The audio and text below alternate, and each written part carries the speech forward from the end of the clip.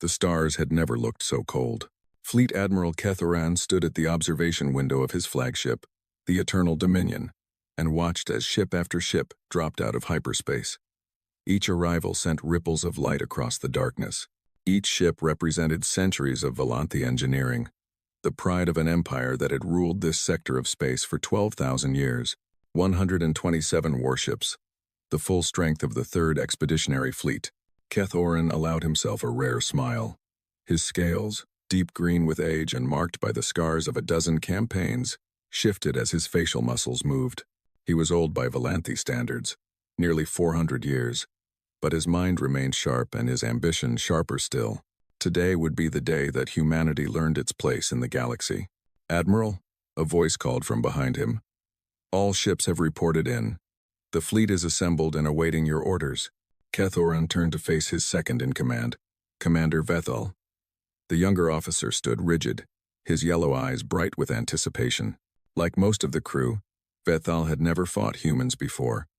He had only heard the tales of a small, soft species that had somehow clawed its way into space barely 300 years ago. 300 years. The thought made Kethoran want to laugh. His own species had been building warships when humans were still living in caves, hitting each other with rocks. The idea that such primitives could pose any threat to the hegemony was absurd. And yet, here they were. "Excellent," Kethoran said. "Signal all captains. I want a fleet-wide address in 1 hour. We have much to discuss before we begin our mission." "Yes, Admiral." As Vethal hurried away to carry out the order, Kethoran returned his gaze to the stars. Somewhere out there, past the swirling nebula known as the Cygnus Reach, lay human space, dozens of colony worlds, each one filled with millions of those strange, hairless creatures. They had spread quickly, these humans, too quickly for the hegemony's comfort. The High Council had tolerated their expansion at first. After all, space was vast, and the humans seemed content to keep to themselves. They traded peacefully with their neighbors. They signed treaties and honored them. They built colonies on worlds that no one else wanted. But then they had crossed the line. The Cygnus Reach had been Volanthi territory for 8,000 years. It did not matter that the hegemony had never bothered to colonize it. It did not matter that the worlds there were harsh and unwelcoming. The principle was what mattered. The Reach belonged to the Volanthi, and the humans had dared to plant their flags on Volanthi soil. 3 colonies now sat within the Reach. 3 insults to hegemony pride. The High Council had sent diplomatic protests, then warnings, then threats. The humans had ignored them all, claiming that uninhabited space belonged to whoever settled it first. Suk arrogance. Suk foolishness. Now, the time for diplomacy was over. The High Council had given Kethoran a simple order: make an example of the humans. Burn their colonies. Kill their people. Send a message that the galaxy would not soon forget. Kethoran intended to carry out that order with pleasure. 1 hour later, he stood on the command platform of the Eternal Dominion's bridge, his image being broadcast to every ship in the fleet. Around him, the bridge crew worked at their stations, monitoring sensors and communications while trying not to stare at their admiral. "Warriors of the hegemony," Kethoran began, his voice carrying the weight of centuries. "Today we embark on a sacred mission. Today, we remind the galaxy why the Volanthi have ruled these stars for 12,000 years. He paused, letting the words sink in. "The humans believe themselves our equals. They look upon our empire and see not the glory of ages, but an obstacle to their expansion. They have taken what is ours. They have ignored our warnings. They have spat upon our honor." His clawed hands tightened on the railing before him. "No more. Today, we teach them the price of such arrogance. Our target is the human colony world of Arcadia Prime, their largest settlement in the Cygnus Reach. When we are finished, there will be nothing left. No buildings, no infrastructure, no survivors. Let the humans look upon the ashes of Arcadia Prime and understand what it means to challenge the Volanthi hegemony." Across the fleet, crews cheered. Kethoran could imagine them, thousands of warriors eager for battle, hungry for glory. It had been too long since the hegemony had fought a real war, too long since they had reminded the younger species of their place. "We jump in 6 hours, Kethoran continued. "Rest well, my warriors. Tomorrow, we make history." He cut the transmission and stepped down from the platform. Around him, the bridge erupted in activity as officers began preparing for the jump. Ketheron paid them little attention. His mind was already on Arcadia Prime, imagining the fires that would soon consume it. "Admiral?" The voice was quiet, hesitant. Ketheron turned to find a young officer standing behind him, a female with pale blue scales and nervous eyes. Her rank insignia marked her as a sub-commander, barely more than a junior officer. "What is it?" Ketheron demanded. He did not like being interrupted. "Forgive me, Admiral. I am Sub-Commander Wyrus, Tactical Analysis Division. I have concerns about the mission that I feel compelled to share." Ketheron studied her for a moment.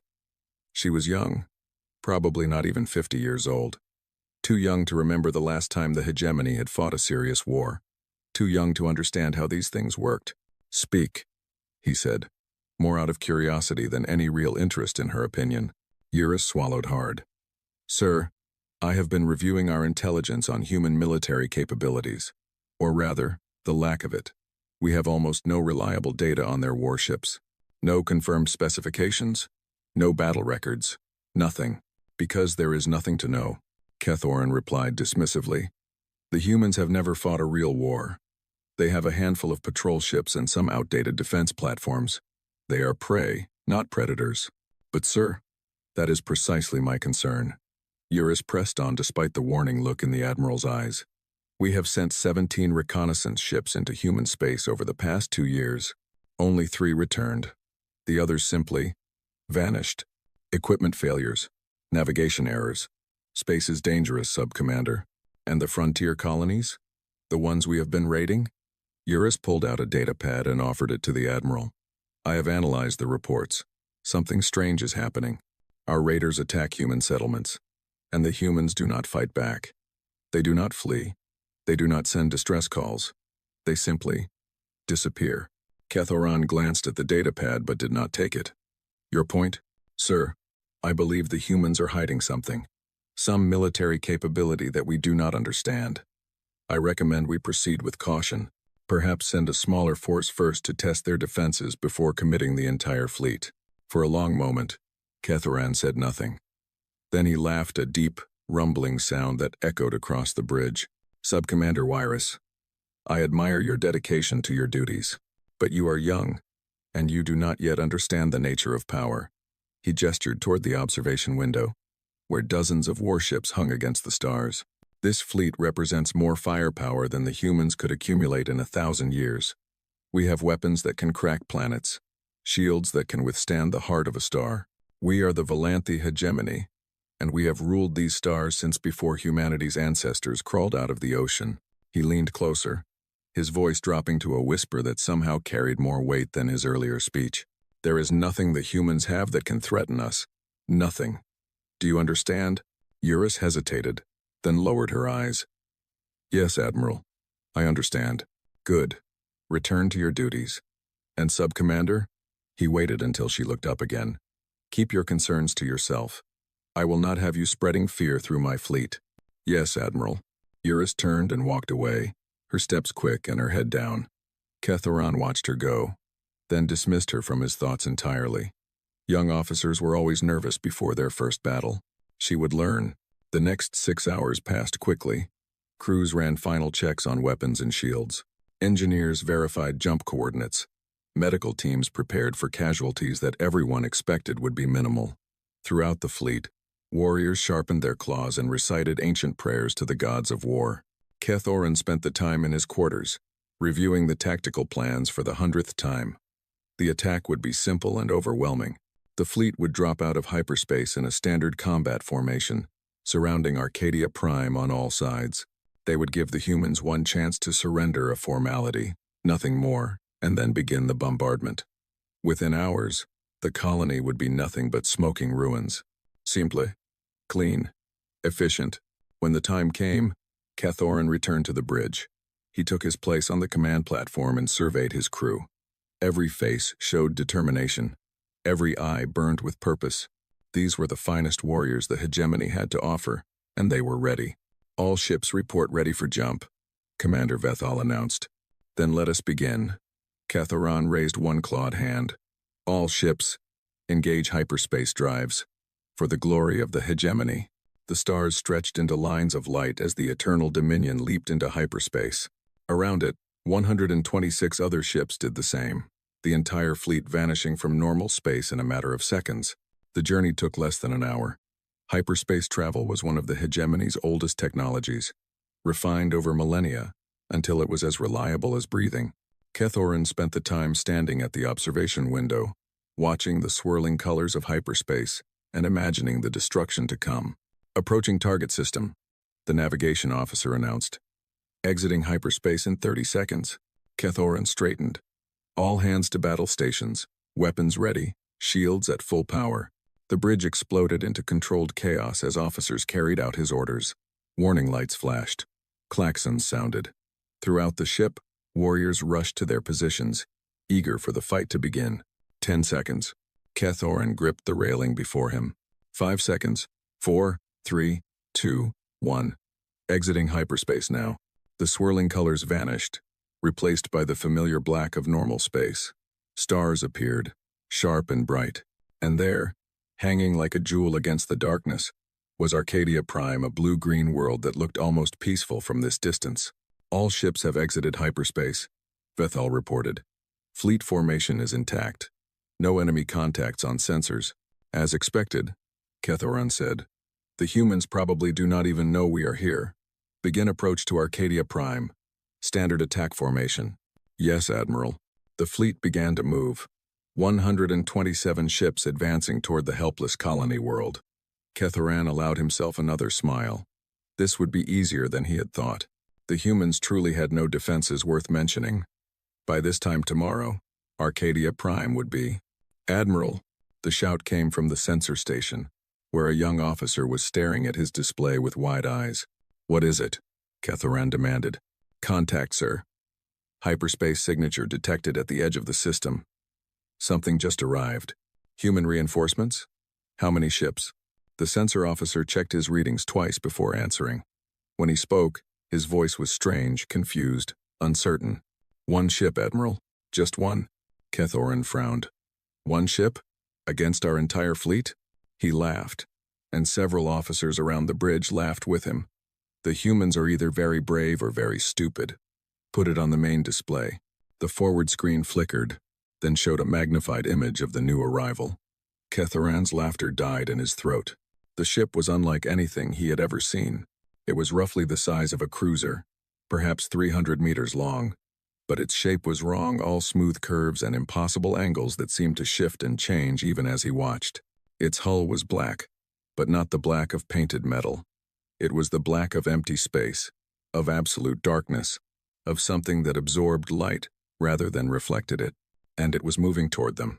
Get me readings on that ship, Kethoran ordered, his voice carefully controlled. Mass, energy signatures, weapons systems, everything. Trying, Admiral. The sensor officer's claws danced over his console. Mass readings are inconsistent. The ship appears to weigh approximately 50,000 tons, but the readings keep fluctuating. Energy signatures are off the charts, but I cannot determine their source. And weapons systems, he trailed off. Weapons, systems what? I cannot detect any, sir, but that does not mean they are not there. I am not sure our sensors can even properly scan this vessel. Kethoran stared at the screen. The strange ship continued to approach, moving with a grace that seemed almost organic. It made no attempt to evade or hide. It simply came, steady and inexorable. For the first time in centuries, Fleet Admiral Kethoran felt something he barely recognized. Fear. He crushed it immediately. He was a Valanthi warrior, commander of the mightiest fleet in the sector. He would not be intimidated by a single ship, no matter how strange it appeared. Signal the destroyer squadron, he ordered. 12 ships should be more than enough to handle whatever this is. Tell them to intercept and capture the vessel if possible. I want to know what we are dealing with. Yes, Admiral. As the orders went out, Kethoran continued to watch the mysterious ship. Somewhere in the back of his mind, Sub-Commander Eurus's words echoed. I believe the humans are hiding something. He pushed the thought away. Whatever this ship was, it was still just one ship. One ship against the might of the Valanthi hegemony. What could it possibly do? The 12 destroyers of the Volanthe 7th Squadron moved through space like predators closing in on wounded prey. Each ship was 200 meters of killing power, sleek, fast, and armed with enough weaponry to reduce a small moon to rubble. Together, they represented more firepower than most species could field in their entire military. Captain Morith commanded the lead destroyer, the Swift Vengeance. He was a veteran of 30 years, a warrior who had fought in border skirmishes and suppressed rebellions across a dozen worlds. He had never lost a battle, and he did not intend to start today. "Distance to target?"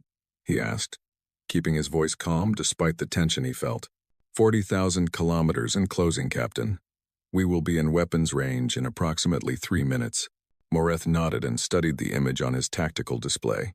The human ship, if that was what it was, continued to drift toward them at a leisurely pace. It had not changed course since being detected. It had not raised shields or powered weapons. It simply hung there in the darkness, that impossible black hull seeming to drink in the light of distant stars. "Any response to our hails?"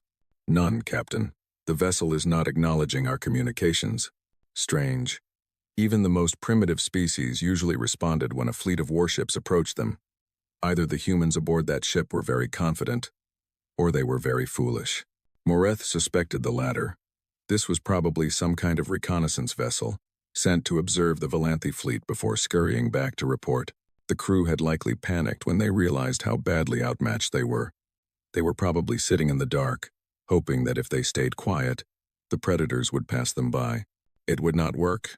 "All ships," Moreth announced over the squadron channel. "Weapons free. Disable that vessel and prepare boarding parties. The Admiral wants prisoners." 11 acknowledgements came back, each captain confirming their readiness. The squadron spread into a standard envelopment pattern, surrounding the human ship on all sides. There would be no escape. "Weapons range in 30 seconds, the tactical officer reported. Moreth allowed himself a small smile. This would be over quickly. 20 seconds. 10. "We are in range, Captain." "Fire." 12 destroyers opened fire simultaneously. Plasma beams lanced across the void, each one carrying enough energy to melt through starship armor, like a hot knife through soft flesh. Missiles followed 36 of them, streaking toward the target with deadly precision. Kinetic rounds, fired from electromagnetic cannons at a fraction of the speed of light, completed the barrage. The human ship disappeared behind a wall of fire and light. For 5 seconds, Moreth's crew could see nothing through the chaos of their own weapons. Then the sensors recalibrated, cutting through the interference to show them the result of their attack. Moreth's smile vanished. The human ship sat exactly where it had been before, untouched, unmarked, as pristine as the moment it had arrived. The plasma beams had not even scorched its hull. The missiles had detonated against some invisible barrier and accomplished nothing. The kinetic rounds. Moreth stared at his display in disbelief. The kinetic rounds were still there, frozen in space just meters from the human ship's hull. They hung motionless, suspended by some force that his sensors could not explain. Thousands of projectiles, each one moving at incredible speed just moments ago, now held perfectly still like insects trapped in amber. "What?" one of his officers whispered. "What is that?" Before anyone could answer, the human ship began to glow. It started as a faint shimmer along the vessel's edges, a ripple in space that made Moreth's eyes water to look at. Then the glow intensified, spreading across the hull until the entire ship blazed with cold blue light. The frozen kinetic rounds began to disintegrate, breaking apart into atoms that were absorbed into the light, and then reality itself seemed to fold. Moreth had no other way to describe it. Space twisted around his squadron, bending in ways that violated everything he knew about physics. He saw the Crimson Fury to his left stretch like taffy, its hull elongating impossibly before snapping back. He saw the Warrior's Pride to his right simply cease to exist for a fraction of a second before reappearing in a different position. Then he saw nothing at all. The fold closed around the 12 destroyers like a fist. For one eternal moment, Moreth experienced something that no Volanthe had ever experienced before: the sensation of being compressed, of being squeezed down into a space far too small to contain him.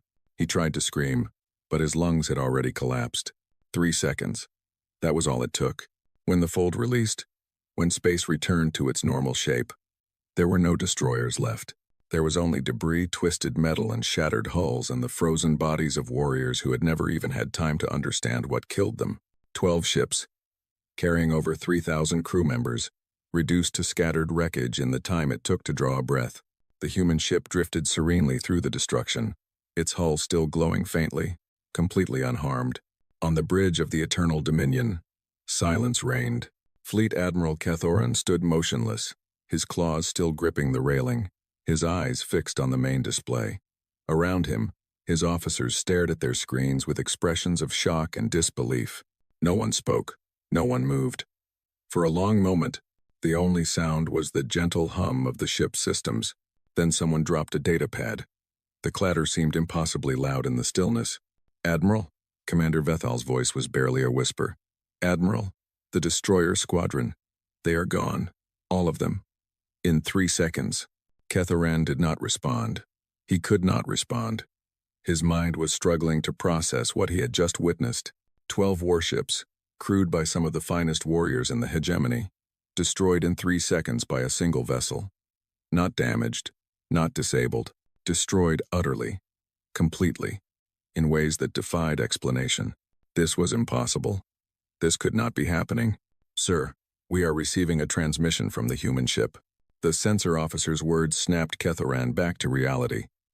He straightened, forcing his expression into something that resembled calm authority. "Put it through." The main display flickered. The image of the human ship was replaced by something even more disturbing. Text, written in perfect Valanthi script. The characters glowed white against a black background, each one formed with absolute precision. The message was simple. 7 words that changed everything. "You have been judged. Withdraw or face extinction." No one on the bridge moved. No one breathed. The words hung in the air like a death sentence. "Arrogance," Kethoran growled, finding his voice at last. "Human arrogance. They destroy 12 ships and believe they can threaten the entire hegemony." "Sir, with respect," Vethal began carefully.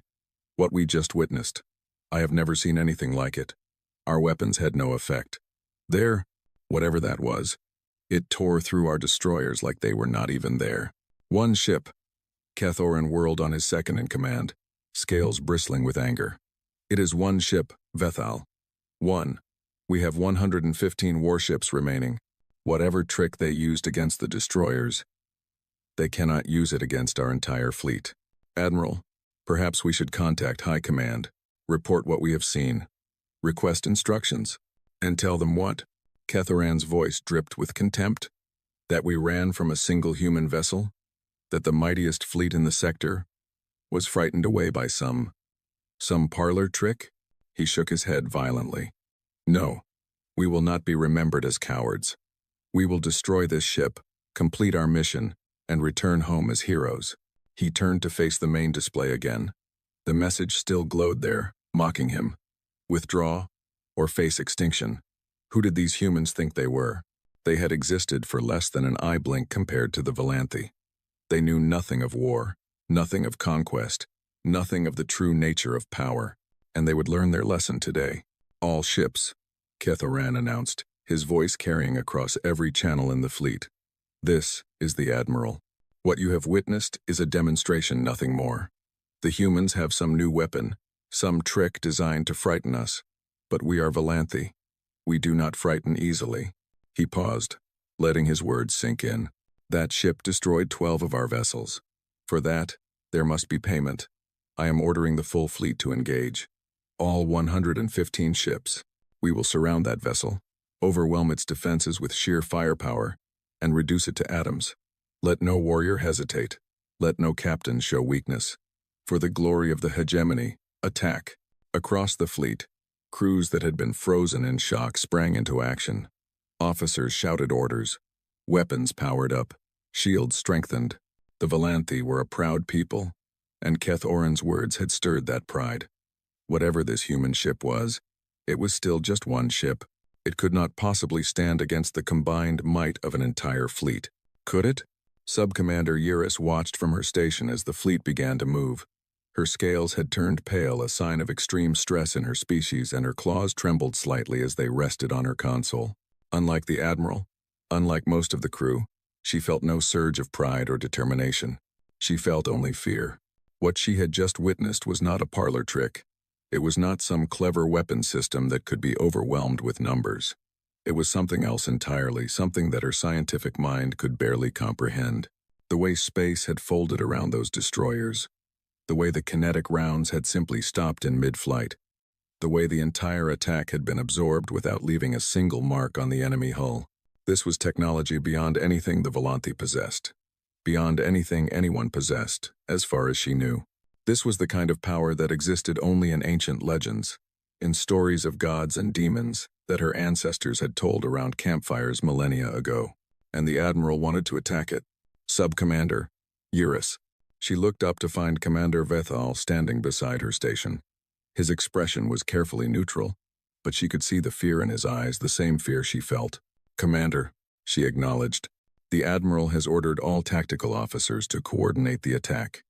You are to analyze the enemy vessel's defenses and identify weaknesses." Eurus almost laughed. Weaknesses? That ship had just shrugged off enough firepower to crack a planet. What weakness could she possibly find? But she kept her thoughts to herself and nodded. "Yes, Commander. I will do what I can." Vethal hesitated, then leaned closer. His voice dropped to a whisper. "Eurus, what you said earlier, about the humans hiding something. You were right. I should have listened. It does not matter now, Commander." "No, I suppose it does not." He straightened and walked away, leaving Eurus alone with her screens and her fear. The fleet moved into position, spreading out to surround the human ship from every direction. 115 warships, each one bristling with weapons, formed a sphere of death with the enemy vessel at its center. From any other perspective, it would have looked overwhelming, an impossible display of military might that no single ship could hope to survive. From Eurus's perspective, it looked like a funeral procession. She pulled up every sensor reading she could find, every scan of the enemy ship, every piece of data from the destroyer squadron's brief engagement. She analyzed power signatures and hull composition and energy patterns. She ran simulations and calculations and probability matrices, and she found nothing. Nothing that could explain what she had witnessed. Nothing that could help her people survive what was coming. The human ship sat motionless at the center of the Volanthi formation, that black hull absorbing light, those impossible angles shifting subtly whenever she looked directly at them. It had not moved since the destroyer's destruction. It had not raised shields or powered weapons, or made any attempt to escape. It was waiting. "All ships in position," the fleet coordinator announced. "Ready to fire on your command, Admiral." Kethoran stood tall on the command platform, his fear buried deep beneath layers of pride and determination. He would not show weakness. He would not falter. He was a Volanthi warrior, and he would die before he ran from a single enemy ship. "All ships," he said. "Open fire." 115 warships fired simultaneously. The space around the human vessel became a solid wall of destruction. Plasma beams converged from every direction, their combined energy output exceeding that of a small star. Missiles by the thousands streaked through the void, their warheads carrying enough explosive power to devastate continents. Kinetic rounds beyond counting filled the gaps, a storm of metal traveling at relativistic speeds. For 10 seconds, the human ship disappeared behind the onslaught. Sensors overloaded. Screens went white with interference. The sheer amount of energy being released created a miniature sun at the heart of the Volanthi formation. Then the sensors cleared, and the human ship was still there. Not damaged, not scratched, not even slightly disturbed. Every beam, every missile, every round had been stopped, frozen in place just like before, held by that invisible force that defied all understanding. The ship floated serenely at the center of a sphere of suspended destruction. Untouchable, invincible, Kethoran stared at the display. His claws had dug furrows into the railing. His scales had lost all color. "That is impossible," he whispered. "That is impossible." The human ship began to glow again. This time, Eurus was watching closely. She saw the moment when the glow became something else, when it expanded outward, pushing against the wall of frozen weapons that surrounded the vessel. She saw the missiles and beams and projectiles begin to vibrate, to shift, to turn. She understood what was about to happen a fraction of a second before it did. "All ships," she screamed into her communicator. "Evasive action. Evasive action now, but it was too late. The sphere of destruction reversed. Every weapon that the Volanthe had fired came screaming back at them, moving 10 times faster than before, carrying energies that had been amplified by whatever force had captured them. Plasma beams that had been meant to destroy now destroyed their makers. Missiles that had been meant to kill now killed their launchers. Kinetic rounds that had been fired in anger now returned that anger tenfold. 43 ships died in the first second. The Crimson Dawn took a direct hit from its own plasma cannons and simply ceased to exist. The Wrath of Keth was torn apart by missiles it had launched just moments before. The Victory Eternal was shredded by kinetic rounds that punched through its hull like needles through cloth. Ship after ship exploded, filling space with fire and debris and the frozen bodies of the dead. And then the human ship moved. It did not fly. It did not accelerate. It simply appeared in a new location, as if it had always been there and everywhere else was just a mistake. One moment it was at the center of the formation. The next moment it was beside the heavy cruiser Dominion's Pride, close enough to touch. A pulse of energy, invisible and silent, rippled out from the human ship. The Dominion's Pride folded in on itself like paper being crumpled by a giant hand. Its reactor detonated, sending a shockwave through nearby vessels. The human ship moved again, and again, and again.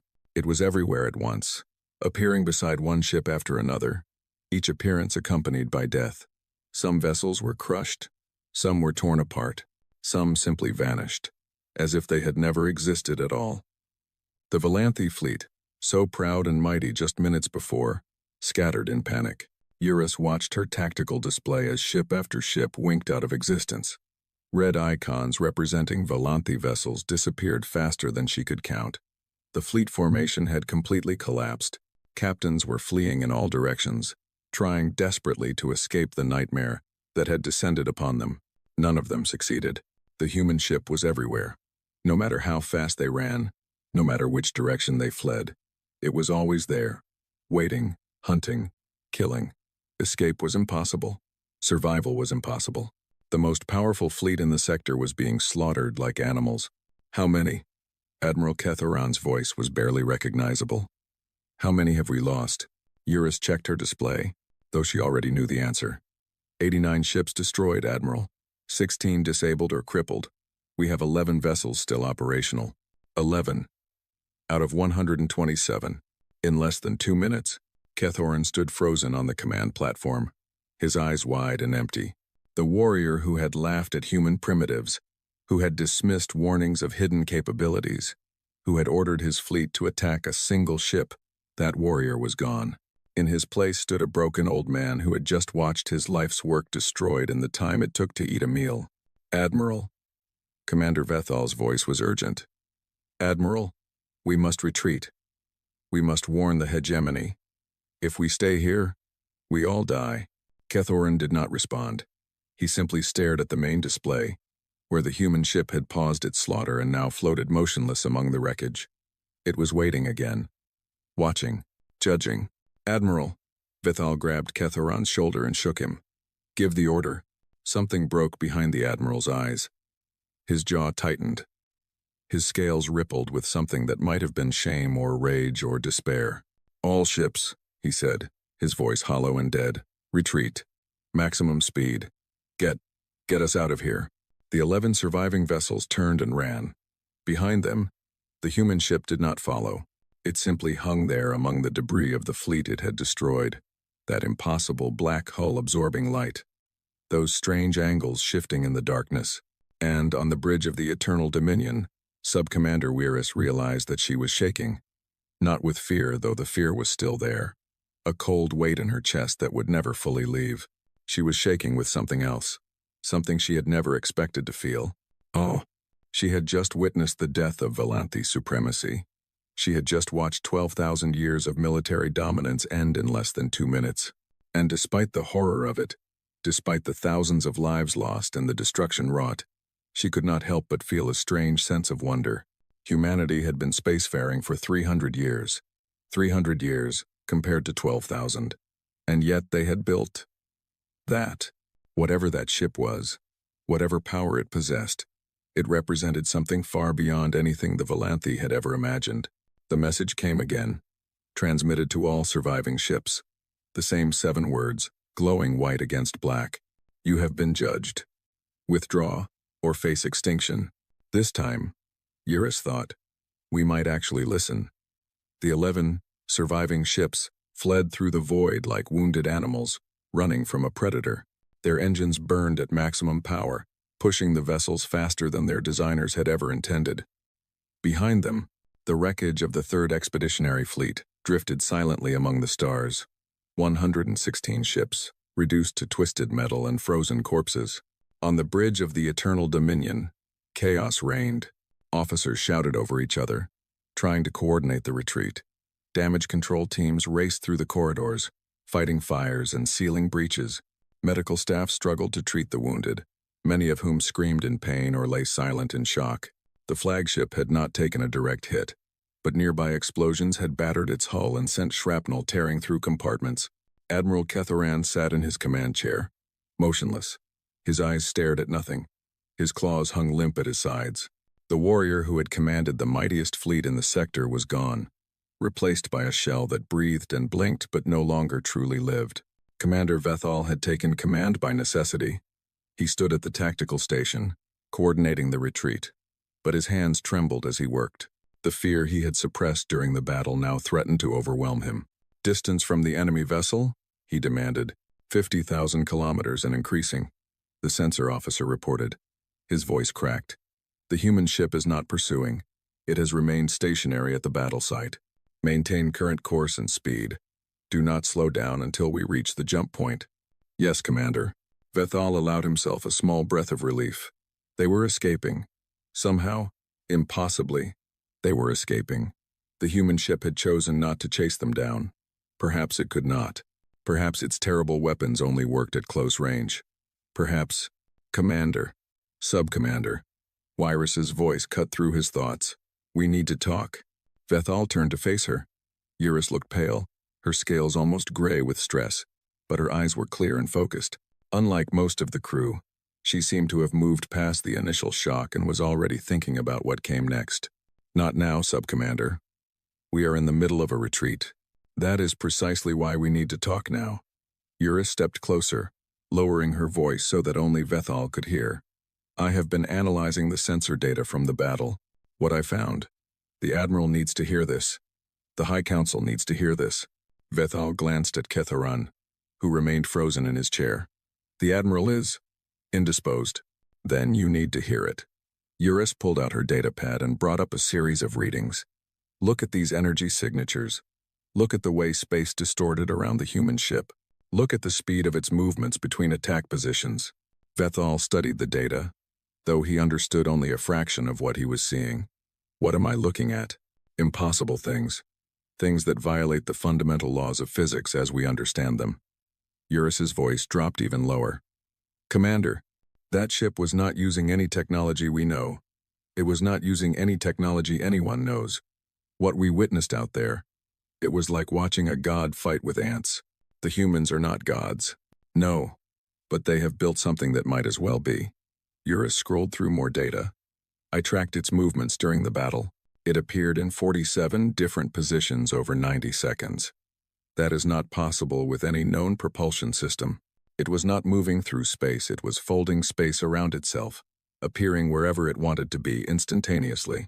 You are saying it can teleport? I am saying it does not experience space the same way we do, and that is just one of its capabilities. She brought up another screen. Look at this, the energy readings from when it reversed our weapons fire. That should have required more power than a star produces. The ship generated that energy from nowhere. It did not have reactors large enough. It did not have fuel reserves. The energy simply appeared. Vethal felt cold. What are you telling me, Sub-Commander? Eurus met his eyes. I am telling you that we did not lose because we were outgunned. We lost because we were fighting something that exists beyond our understanding. That ship is not a weapon, Commander. It is a force of nature. And we flew 127 warships directly into it. For a long moment, Vethal said nothing. He looked at the main display, where the distance counter continued to climb. 70,000 kilometers, 80,000. The human ship remained a tiny dot at the center of the debris field, motionless and silent. Why did it stop? he asked finally. If it could have destroyed us all, why did it let us escape? I do not know. Perhaps it wanted witnesses. Perhaps it wanted us to carry a message back to the hegemony. Eurus paused. Or perhaps it simply does not consider us a threat worth chasing. That thought was somehow worse than all the others. The idea that a single human ship could slaughter most of their fleet, and then simply let the survivors go.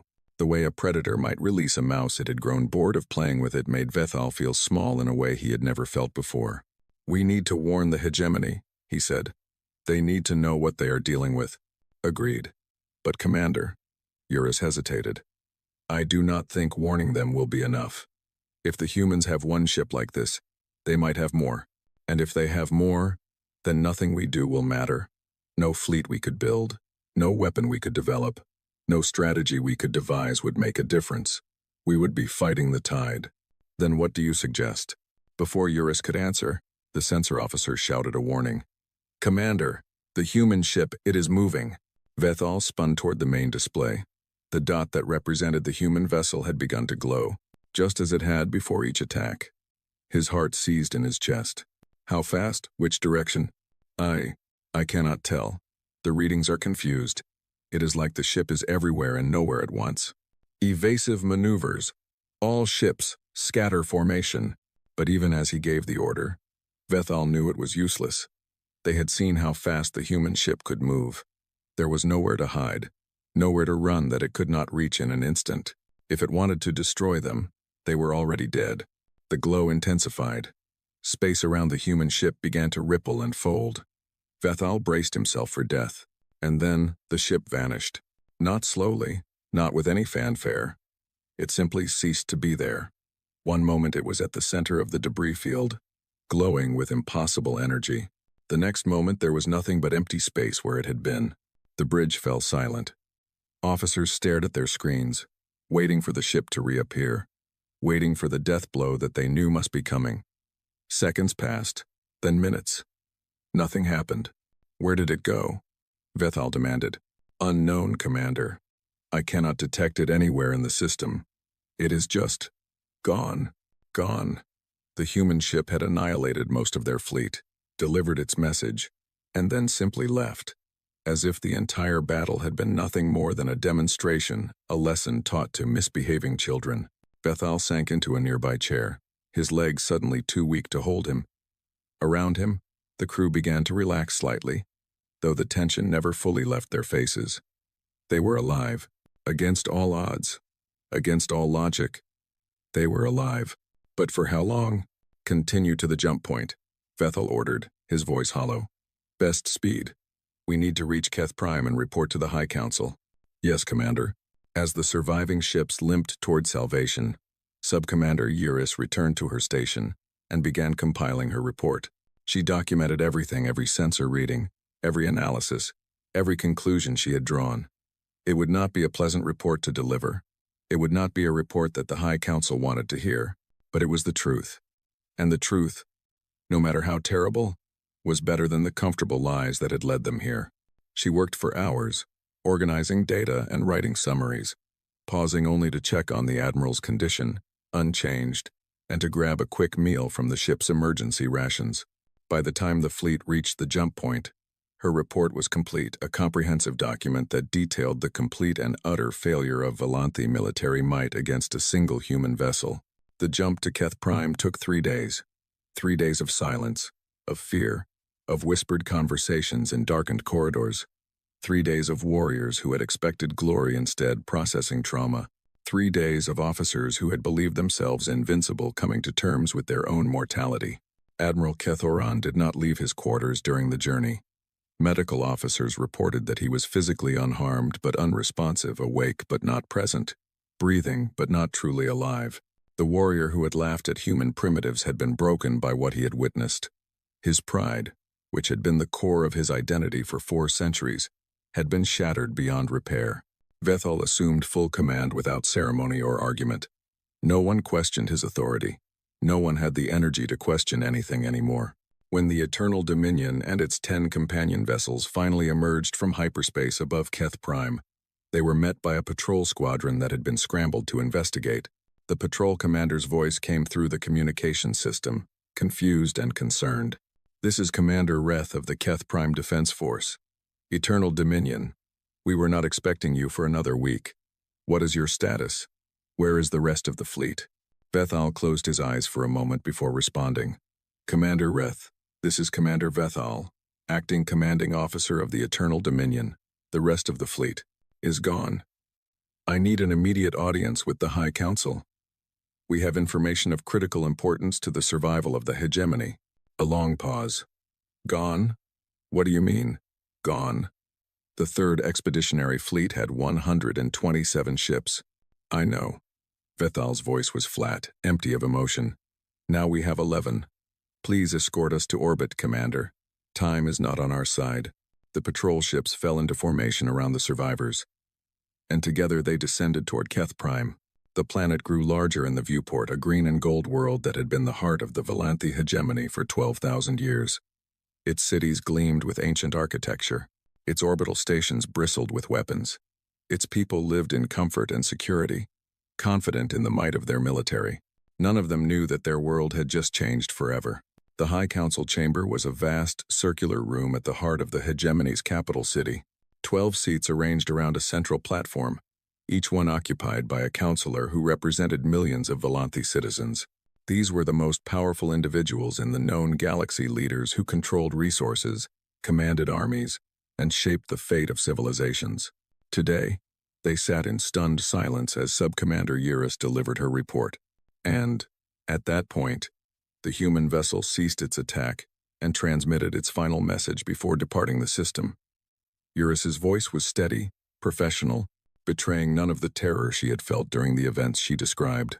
"The complete sensor logs and analysis are available in the data packet I have provided. I am prepared to answer any questions the Council may have." For a long moment, no one spoke.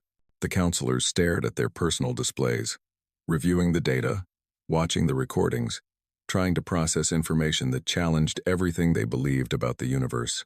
Finally, High Counselor Vethak spoke. He was the oldest member of the Council, nearly 700 years old, and his word carried tremendous weight. "Sub-Commander Eurus, you are asking us to believe that a single human vessel destroyed 116 of our warships in less than 2 minutes, using technologies that, according to your own analysis, should not exist." "Yes, High Counselor. That is exactly what I am asking you to believe, because that is exactly what happened." "And Admiral Kethoran? Where is he? Why is he not delivering this report himself?" Commander Vethal stepped forward. "High Counselor, Admiral Kethoran has been hospitalized. The medical staff describe his condition as severe psychological trauma. He is no longer fit for duty. A decorated warrior, broken by witnessing a single battle that killed over 30,000 of our people in the time it takes to eat a meal." Vethal met the High Counselor's eyes without flinching. "I was there, High Counselor. I saw what that ship could do. I watched it fold space around our destroyers and crush them like insects. I watched it appear in 47 different positions in 90 seconds and destroy a warship with each appearance.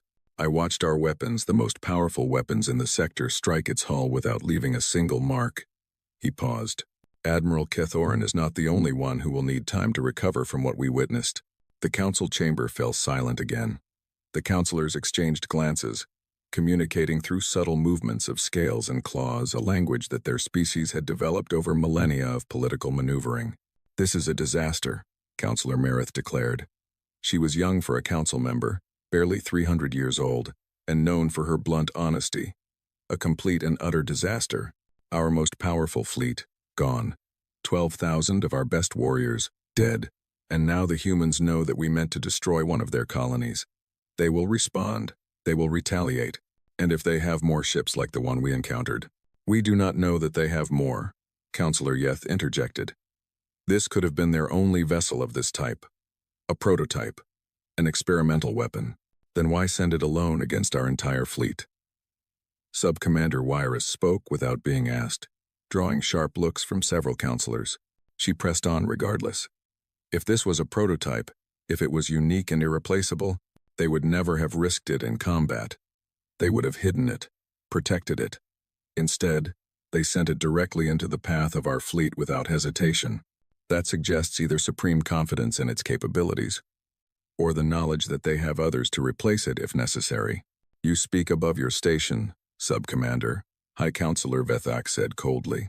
I speak the truth, High Counselor, as I did before the fleet departed, when I warned Admiral Kethoran that we knew nothing about human military capabilities. Euris lifted her chin. My warnings were ignored. Over 30,000 Valanthi died as a result. I will not allow my warnings to be ignored again. The High Counselor studied her for a long moment. Then, surprisingly, he nodded. Your courage is noted, Sub-Commander. Very well, speak freely. What is your assessment of our situation? Euris took a deep breath. This was her chance, perhaps the only chance the hegemony would get to make them understand the danger they faced. Our situation is desperate, she said. We have encountered a civilization that possesses technology far beyond